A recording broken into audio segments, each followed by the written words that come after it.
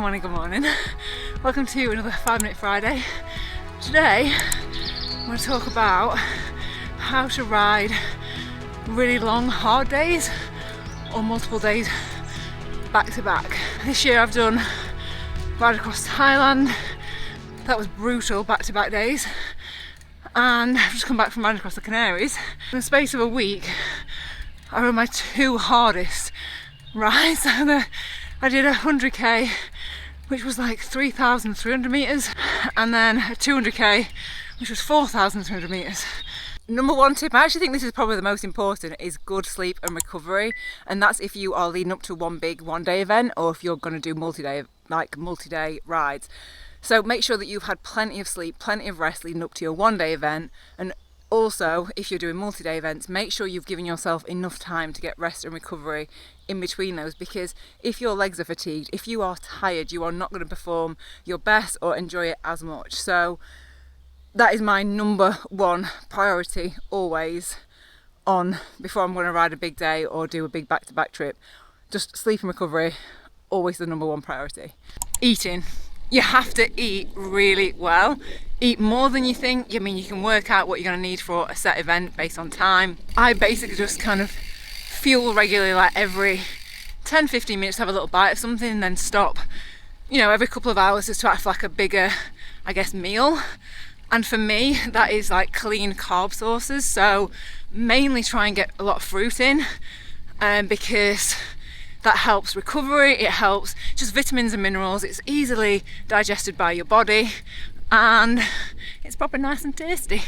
But I guess more specifically, so before a big one-day event, I won't really change that much what I'm eating, but I'll just make sure I'm eating a fair bit more carbohydrate. So I'll have more potatoes, more pasta, more fruit, and hydration. I'll make sure that I'm really well hydrated before a big one-day event. When you're doing multi-day events, to make sure you're feeding really well in between those so that you're refueling your glycogen stores and making sure you're hydrated. Why are there so many green flies? They're everywhere. Right, next one. I guess it's linking to the hydration and the fuel inside. Specifically the hydration side, it's electrolytes. You have to have electrolytes. I used to think they're a scam, realise actually they are so important in just maintaining hydration. If you are even the slightest bit dehydrated, you're going to feel lousy. You're not going to be able to push the pedals, you're not going to be able to go day after day, you're not going to go after climb, mile after mile, kilometre after kilometre. So just make sure you are having electrolytes really regularly. So yeah, I'll go out and I'll take, say I'm going to do a 200k, I'll probably take 4 throughout the day, but they are like extra strong ones. So yeah, just make sure you're having lots of electrolytes.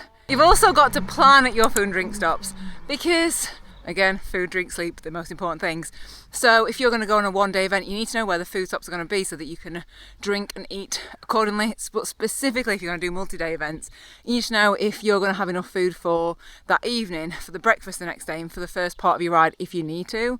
So you're going to have to do a little bit of Googling, find where the shops open and close, and just make sure you've always got enough food. I always have a little extra bag of dates that I try and keep with me the whole trip, and that they're like my emergency food just in case I can't find anything. So I've always got like an extra little 500 gram bag of dates just stashed in my bag or in my pocket just in case. We're not lucky enough to have grass to easily graze on like these llamas, or the alpacas, and these little sheepies.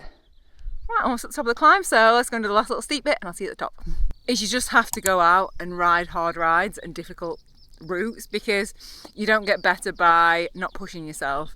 And there are ways to kind of go out and just kind of do it gradually. So if you wanted to do a 100k, go out and do a couple of 50s and a 75 and then go up to the 100. If you wanted to do a 200, maybe do a couple of 150s and then do your 200. If you wanted to do like a 5-day multi-day trip, go out and do 2 days back to back, then 3 days, and just slowly build up to it. You don't have to go out and just do it all straight away, but you do have to push yourself. And sometimes it is uncomfortable, and you learn all this stuff, and that's how I've learned all this, is just by making so many mistakes where I've not eaten enough, where I've not drank enough. There's been so many times where I've gone out and not had enough electrolytes, and I am in bed for a day, maybe a day and a half after, because I just feel so like, it's almost like a hungover feeling. So you just learn from your mistakes. I want you to learn and be able to share my mistake so that you don't have to go through it, just so you can get the best possible outcome for your big one day event or your multi-day event. Leave your comments, leave your tips below.